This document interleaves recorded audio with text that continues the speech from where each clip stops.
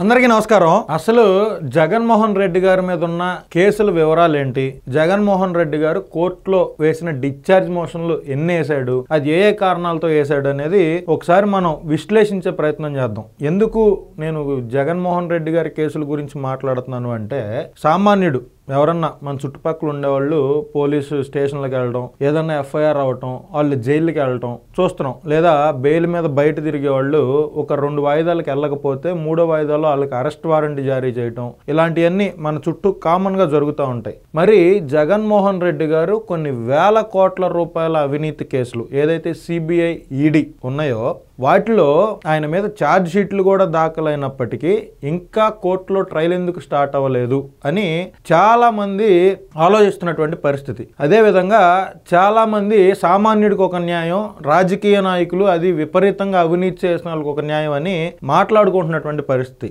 So అసలు ఏంటి ఈ కేసుల వివరాలు ఏంటి, జగన్మోహన్ రెడ్డి గారు కోర్టులో ఏ కారణాలు చెప్పి డిశ్చార్జ్ మోషన్స్ దాఖలు చేశాడు, ఏ కారణాలు చెప్పి ఆయన కోర్టుకి వెళ్ళలేదు ఇన్ని సంవత్సరాలుగా అనేది ఒకసారి మనం విశ్లేషించే ప్రయత్నం చేద్దాం. ఇది ఏది కూడా మనం ఎవరి మీద గుడ్డగాల్చి మొహానేయాల్సిన పని లేదు. మనం ఊరికే గ్రోక్ని అడుగుదాం. గ్రోక్ అంటే ఒక ఏఐ టూల్. ఇంటర్నెట్లో మనం ఏదన్నా మనకి కావాలి, కొన్ని వివరాలు కావాలి, మనకు తెలియదు అనుకుంటే ఆ ఏఐ టూల్లో మనం ఏది అడిగితే అది ఖచ్చితంగా అది సమాధానాలు చెప్పే ప్రయత్నం అయితే చేస్తుంది. ఇదిగోండి, మనం ఏమడిగాం ఇక్కడ, జగన్మోహన్ రెడ్డి మీద ఉన్న సిబిఐ ఈడీ కేసుల వివరాలు ఏంటి, ఆయన కోర్టులో మొత్తంగా ఎన్ని డిశ్చార్జ్ పిటిషన్లు దాఖలు చేశాడు, అవి ఏ కారణాలతో దాఖలు చేశాడు అనేది స్పష్టంగా తెలియజేయమన్నాం. ఇది చక్కగా ఇచ్చింది, మొత్తం వివరాలన్నీ ఇచ్చింది. ఇదిగోండి, సిబిఐ ఈడీ కేసుల వివరాలు, సిబిఐ కేసులు, మొత్తం కేసుల సంఖ్య. సిబిఐ జగన్ మీద 11 ఛార్జ్ షీట్లు దాఖలు చేసింది. ఈ కేసులు 2011లో ఆంధ్రప్రదేశ్ హైకోర్టు ఆదేశాల మేరకు నమోదయ్యాయి. ఇవి జగన్ తండ్రి వైఎస్ రాజశేఖర రెడ్డి గారు ముఖ్యమంత్రిగా ఉన్న సమయంలో ఆయన అక్రమంగా, ఎవరో జగన్మోహన్ రెడ్డి గారు అక్రమంగా ఆస్తులను సమీకరించినట్లు ఆరోపణలు ఉన్నాయి. ఆ ఆరోపణల మీద ఈ 11 ఛార్జ్ షీట్లు దాఖలు చేశామని చెప్పారు. ఆరోపణలు ఏమేమి ఉన్నాయి? క్విడ్ ప్రోకో లావాదేవీల ద్వారా జగన్ తన వ్యాపార సామ్రాజ్యంలో పెట్టుబడులు పొందారని, బదులుగా ఆంధ్రప్రదేశ్ ప్రభుత్వం నుంచి భూములు, మైనింగ్ లైసెన్సులు మరియు ఇతర ప్రయోజనాలు కంపెనీలకు అందించారని చెప్పి వాళ్ళ తండ్రి అధికారాన్ని అడ్డం పెట్టుకుని ఇవన్నీ జగన్మోహన్ రెడ్డి గారు చేశారు అనేవి ఆరోపణలు. వాస్తవంగా జగన్మోహన్ రెడ్డి గారి అఫిడవిట్, ఎన్నికల అఫిడవిట్ మనం చూసుకుంటే 2009లో ఆయన 72 కోట్ల రూపాయల ఆస్తులు నా దగ్గర ఉన్నాయని చెప్పి ఆయన కడప ఎంపీగా నామినేషన్ వేసేటప్పుడు ఎలక్షన్ కమిషన్కి ఇచ్చాడు. అదే 2009లో వైఎస్ రాజశేఖర రెడ్డి గారు అన్ని కోట్లు నా దగ్గర లేవు అని ఆయన 2 కోట్లు 3 కోట్లు అదే ఎలక్షన్ అఫిడవిట్లో చూపించడం జరిగింది. 2004లో వైఎస్ రాజశేఖర రెడ్డి గారి ఎన్నికల అఫిడవిట్లో కూడా ఆయన కోటేశ్వరుడిని కాదు,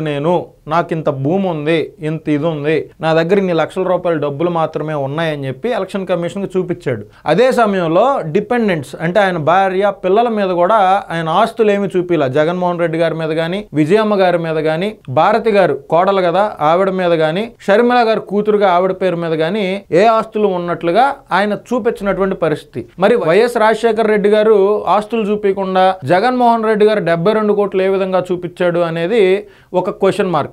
అదేవిధంగా 2009లో కడప ఎంపీగా పోటీ చేసినప్పుడు వైఎస్ జగన్మోహన్ రెడ్డి గారి ఆస్తులు 72 కోట్ల చిల్లరైతే 2011లో కాంగ్రెస్ పార్టీ నుంచి బయటకు వచ్చిన తర్వాత వైఎస్ఆర్ కాంగ్రెస్ పార్టీ తరఫున బై ఎలక్షన్ చేసి ఆయన ఎంపీగా, కడప ఎంపీగా పోటీ చేసి ఆ రోజు ఇచ్చిన ఎలక్షన్ అఫిడవిట్లో ఆస్తుల వివరాలు ఎంతో తెలుసా?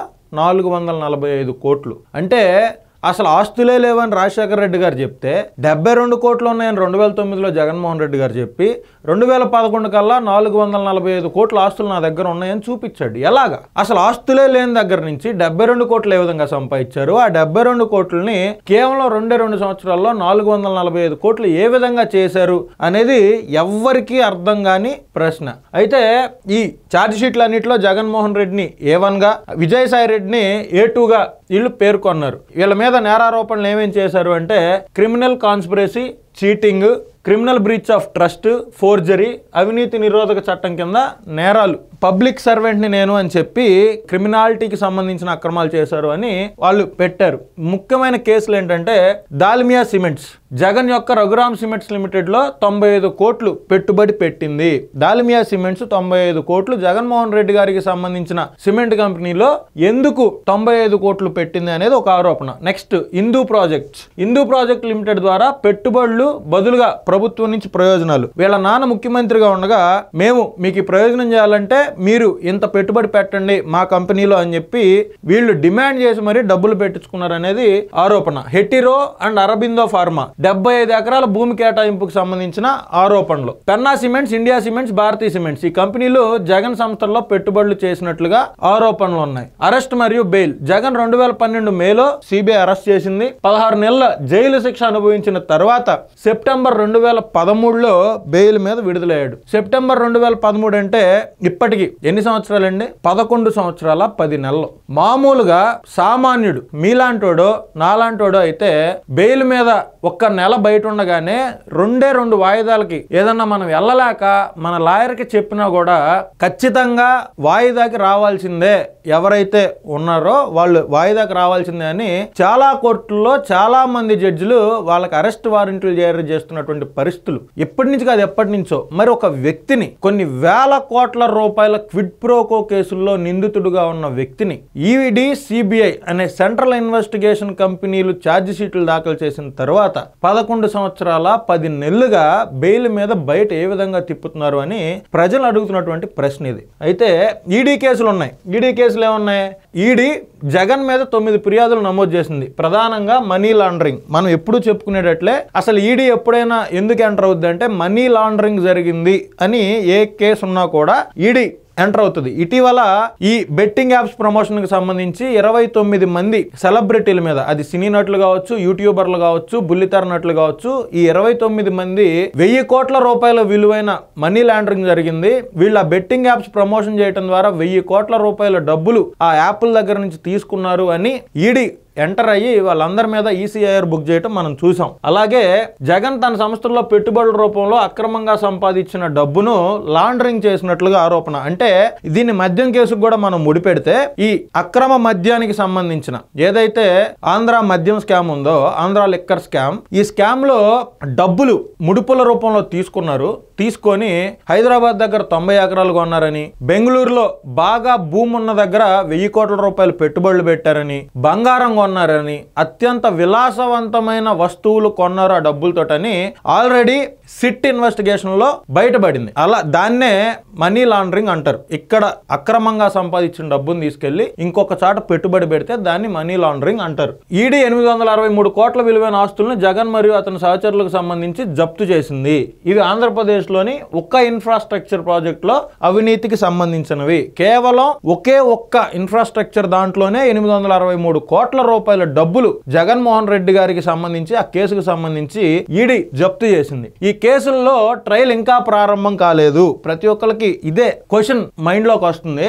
ఏంటి సామాన్యుడైతే పోలీసులు అందరూ వస్తారు, రచ్చ చేస్తారు, కోర్టులో పెడతారు, రిమాండ్ కి వేస్తారు, బయటికి రాకుండా చేస్తారు, మరి జగన్మోహన్ రెడ్డి మీద ఇంకా ట్రయలే ప్రారంభం కానిదేంటి అని ఆలోచిస్తున్నటువంటి పరిస్థితులు. ఎందుకంటే వివిధ డిశ్చార్జ్ పిటిషన్లు మరియు ఇతర చట్టపరమైన వాదనలు కోర్టులో పెండింగ్ లో ఉన్నాయి. మొత్తం కేసులు జగన్ తన 2019 ఎన్నికల అఫిడవిట్ లో మొత్తం నా మీద 31 కేసులు ఉన్నాయి. వీటిల్లో 11 సిబిఐ కేసులు, 9 ఈడీ కేసులు మరియు ఆంధ్రప్రదేశ్, తెలంగాణకి సంబంధించిన వివిధ పోలీస్ స్టేషన్లో క్రిమినల్ కేసులు నా మీద 13 ఉన్నాయి. మొత్తం 31 కేసులు నా మీద ఉన్నాయని ఎలక్షన్ అఫిడవిట్ లో ఆయన పేర్కొనడం జరిగింది. అయితే డిశ్చార్జ్ పిటిషన్ల సంఖ్య, ఖచ్చితమైన సంఖ్యను నిర్ధారించడం కష్టం. వాస్తవంగా ఈ కేసులు ఏదైతే సిబిఐ ఈడీ దగ్గర 12, 9, 21 కేసులు ఉన్నాయో ఈ 21 కేసుల్లోనే దాదాపు 3000 పైన డిశ్చార్జ్ పిటిషన్లు జగన్మోహన్ రెడ్డి గారు వేశారు. 3000 పైన. అంటే ఒక్కొక్క కేసుకి నేను ఈ కేసుకి హాజరవటం కుదరదు, నాకు రాష్ట్రంలో పరిపాలన చేయాలి, నేను రాష్ట్ర ముఖ్యమంత్రిని, నా బాధ్యతలు నేను నిర్వహించాలి, సో నేను కోర్టుకు వస్తే రాష్ట్ర ప్రజలందరినీ అభివృద్ధిలోకి తీసుకెళ్లే క్రమంలో నాకు కొన్ని రాష్ట్రానికి అన్యాయం జరుగుద్ది, రాష్ట్ర ప్రజలకు అన్యాయం జరుగుద్ది నేను కోర్టుకు వస్తే అని చెప్పి డిశ్చార్జ్ పిటిషన్లు దాఖలు చేశాడు. ఈ విషయాన్ని రాష్ట్ర ప్రజలు ఖచ్చితంగా గమనించాల్సిన అవసరం ఉంది. ఇదిగోండి, జగన్ జగన్ మరియు ఇతర ఆరోపితులు మొత్తం ఈ కేసుల్లో 129 మంది ముద్దాయిలుగా ఉన్నారు. నిమ్మగడ్డ ప్రసాద్ తో కూడా కలిపి జగన్మోహన్ రెడ్డి, విజయసాయి రెడ్డి, నిమ్మగడ్డ ప్రసాద్, మరి ఇలాంటి వాళ్ళు 129 మంది ఉన్నారు. వీళ్ళల్లో కొంతమంది ఐఏఎస్లు కూడా ఉన్నారు. వాళ్ళ పేర్లు నేను ఇప్పుడు మీకు చెప్పదలుచుకోలేదు. పైగా ట్రయల్ ఆలస్యం చేయడం, సిబిఐ ఈడీ కేసులో ట్రయల్ ప్రారంభం కావడంతో డిశ్చార్జ్ పిటిషన్లు దాఖలు చేయడం ద్వారా విచారణ ఆలస్యం చేయడానికి ప్రయత్నించినట్టు ఆరోపణలు ఉన్నాయి. జగన్ మరియు అతని సహచరులు ముఖ్యంగా విజయసాయి రెడ్డి సిబిఐ ఆరోపణలకు వ్యతిరేకంగా తమను డిశ్చార్జ్ చేయాలని వాదించారు. తమపై ఆధారాలు లేవని పేర్కొన్నారు. మేము కొన్ని వేల కోట్లు అవినీతి చేసామని మీరు అంటున్నారు, కానీ వాటికి సంబంధించిన ఖచ్చితమైన ఆధారాలు లేవని చెప్పి విజయసాయి రెడ్డి గారు కోర్టులో పేర్కొన్నారు అంట. Exemption from personal appearance. Jagan ముఖ్యమంత్రిగా తన విధుల కారణంగా కోర్టులో వ్యక్తిగతంగా హాజరు కాకుండా ఉండడానికి సెక్షన్ 205 సిఆర్పిసి కింద పిటిషన్లు దాఖలు చేశాడు. అతను హాజరైతే రాష్ట్ర పరిపాలనకు ఆటంకం కలుగుతుందని, భద్రతా ప్రోటోకాల్లో ఖర్చు పెరుగుతుందని వాదించారు. నేను ఇన్ని వేల కోట్లలో కేసుల్లో ముద్దాయిగా ఉన్నప్పటికీ నేను ఇప్పుడు ఆంధ్ర రాష్ట్ర ముఖ్యమంత్రిగా ఉన్నాను కాబట్టి ఇప్పుడు నా భద్రతకి, నా ప్రోటోకాల్ కోసం నేను మాట్లాడితే హైదరాబాద్ కోర్టుకు రావడానికి చాలా ఖర్చు అవుతుంది. సో నేను రాష్ట్ర పరిపాలన చేయాలి కాబట్టి నా పర్సనల్ అపీరెన్స్ ఏదైతే ఆ కోర్టులో ట్రయల్ అవడానికి నేను రావాల్సి ఉంది కాబట్టి నాకు దాని నుంచి ఎగ్జామ్షన్ ఇవ్వండి అని చెప్పి సెక్షన్ 205 కింద ఆయన అనుమతులు తీసుకున్నాడు. అంటే దీన్ని బట్టి మీరు ఒక విషయం అర్థం చేసుకోవచ్చు. జగన్మోహన్ రెడ్డి గారికి ఆ కేసుల్లో ట్రయల్ ప్రారంభం అవడం ఇష్టం లేదు. ట్రయల్ ప్రారంభం అయితే సిబిఐ ఈడీ ఛార్జ్ షీట్లు దాఖలు చేసింది, అన్ని ఆధారాలు తీసుకొచ్చి పెట్టింది, ఏ విధంగా ఒక కంపెనీ నుంచి ఒక కంపెనీకి డబ్బులు వచ్చాయి, ఆ వచ్చిన డబ్బులు మనీ లాండరింగ్ ద్వారా ఎక్కడ పెట్టుబడులు పెట్టారు అనేది మొత్తం సమగ్రంగా విచారించి నివేదికలు సిద్ధం చేసి పెట్టింది. ఒక్కసారి కోర్టులో ట్రయల్ స్టార్ట్ అయితే జగన్మోహన్ రెడ్డి గారిని నేను తప్పు చేయలేదు అని జగన్మోహన్ రెడ్డి గారు కొన్ని వందల సార్లు చెప్పినా కూడా ఎవరు వినే పరిస్థితిలో ఉండదు. మళ్ళీ జైలుకి వెళ్లాల్సి వస్తుందనే భయంతో జగన్మోహన్ రెడ్డి గారు నేను ముఖ్యమంత్రిగా ఉంటా, అందుకే ఆయన వై నాట్ 175 అన్నాడు. ఆయన 2024లో అధికారం కోల్పోయినప్పటికీ ఇంకా నేనే ముఖ్యమంత్రిని అనే భావనలో ఉన్నాడు. కొన్ని సందర్భాల్లో 5 సిబిఐ ఛార్జ్ షీట్లను ఒకే హీరింగ్ కోసం కలపాలని పిటిషన్ దాఖలు చేశాడు.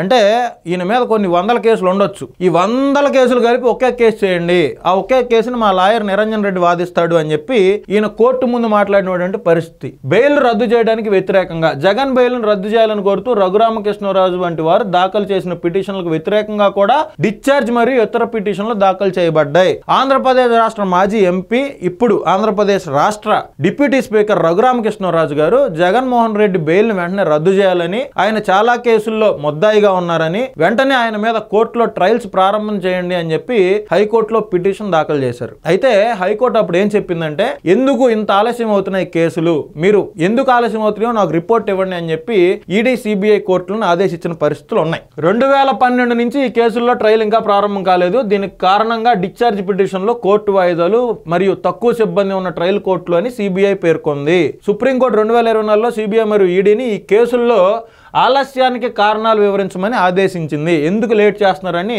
అర్జెంటుగా నాకు చెప్పండి, మీరు ఎందుకు ఆలస్యం చేస్తున్నారని చెప్పి సిబిఐ ఈడీని ఆదేశించింది. ఆ రాజకీయ ఆరోపణలు జగన్ ఈ కేసులను రాజకీయ ప్రేరేపితమని పేర్కొన్నాడు. ఎందుకంటే నేను అప్పట్లో కాంగ్రెస్ పార్టీ నుంచి బయటకు వచ్చి వైఎస్ఆర్ కాంగ్రెస్ పార్టీ అని పెట్టాను. నేను మా నాన్నగారు చనిపోయినప్పుడు చాలా మంది చనిపోయారు, అప్పుడు ఓదార్పు యాత్ర చేస్తానంటే కాంగ్రెస్ పార్టీ ఒప్పుకోలేదని చెప్పి నేను బయటకు వచ్చి వైసీపీ అని పెట్టాను. అందుకనే కాంగ్రెస్ పార్టీ నా మీద కక్షపూరితంగా ఇన్ని కేసులు పెట్టింది అని జగన్మోహన్ రెడ్డి గారి వాదన. కాకపోతే జగన్మోహన్ రెడ్డి గారికి సంబంధించిన చాలా మంది ఏమంటారంటే సోనియా గాంధీనే జగన్మోహన్ రెడ్డి లెక్క చేయలేదు, సోనియా గాంధీ మెడలు వంచాడని ఇప్పుడు కూడా మాట్లాడుతూ ఉంటారు. కాకపోతే మోడీ గారి మెడలు వంచి ప్రత్యేక హోదా తీసుకొస్తానని జగన్మోహన్ రెడ్డి గారు చెప్పిన మాటలు అందరూ గుర్తున్నాయో లేవో గానీ మరి ఆయన ఏమాత్రం మెడలు వంచాడో కూడా 2019 నుంచి 2024 మధ్యలో జరిగిన విధ్వంస పాలన ద్వారా మనం అర్థం చేసుకోవచ్చు. ఇది జగన్మోహన్ రెడ్డి గారి మీద ఉన్న కేసులు, వాటి వివరాలు, ఆయన కోర్టులో దాఖలు చేసిన డిశ్చార్జ్ పిటిషన్లో ఆయన ఏ ఏ కారణాలతో నేను కోర్టుకు రావటం కుదరదు, నన్ను ఎగ్జామ్షన్ ఇవ్వండి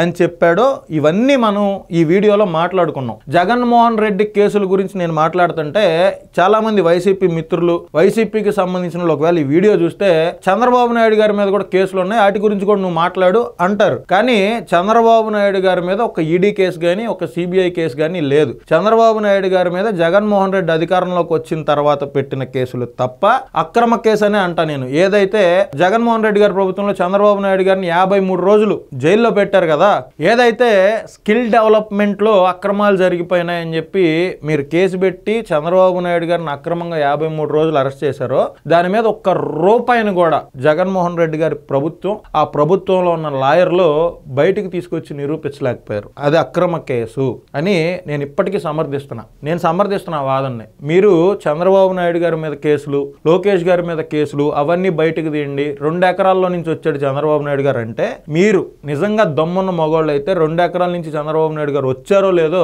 నారావారిపల్లెలు తెలుసుకోండి, నిజాలు తెలుసుకోండి. వైఎస్ రాజశేఖర రెడ్డి గారు గొడ్డగాల్చి మొహాన్ని వేసినట్టు, జగన్మోహన్ రెడ్డి గారి మనుషులు గొడ్డగాల్చి మొహాన్ని వేసినట్టు ఆ 2 ఎకరాలు అనేది నిజం కాదు. అది ఒకసారి నిజమో కాదు మీరు తెలుసుకోవాలనుకుంటే పర్సనల్ గా నారావారిపల్లి వెళ్ళి చంద్రబాబు నాయుడు గారికి ఖర్జూర నాయుడు గారు దగ్గర నుంచి వచ్చిన ఆస్తి ఎంత, ఎన్టీ రామారావు గారు కట్నంగా ఇచ్చిన ఆస్తి ఎంత అనేది ఒకసారి తెలుసుకొని తర్వాత మీరు ఏది మాట్లాడినా నేను అప్పుడు మీతో వాదిస్తాను.